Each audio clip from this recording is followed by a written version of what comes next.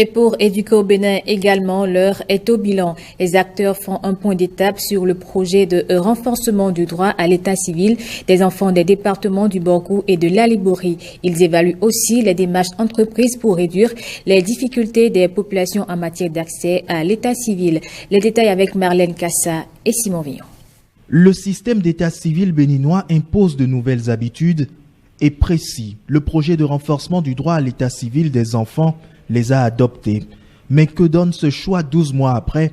La question est au cœur de cet atelier. Après un an de mise en œuvre de cette réforme, il était donc nécessaire d'initier une rencontre pour analyser sa pertinence à travers l'efficacité des dispositions qu'elle porte en vue de l'identification exhaustive de toutes les nouvelles naissances, notamment celles qui interviennent dans les milieux les plus enclavés de nos communes.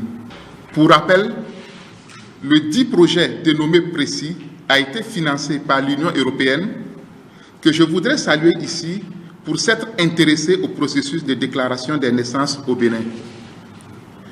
Nous espérons que les efforts vont continuer pour garantir aux enfants leur droit à l'identité. Du côté de l'exécutif, la démarche du précis est saluée et le témoignage des bénéficiaires rappelle la pertinence de cette initiative de Educo. Je veux dire merci encore à Educo pour cet exploit qui a permis quand même à nos parents de rentrer en possession de des actes de naissance et d'améliorer les conditions d'accès à l'enregistrement des naissances. Nos agents sont formés, nos bureaux sont équipés de matériel informatique haut de gamme.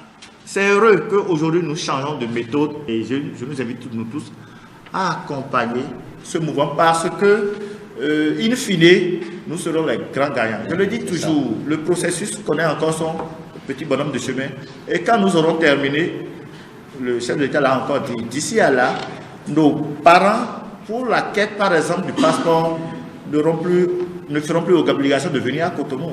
Après ce témoignage, un seul appel à l'endroit des responsables du projet vient des bénéficiaires, la capitalisation des acquis pour la pérennisation du projet.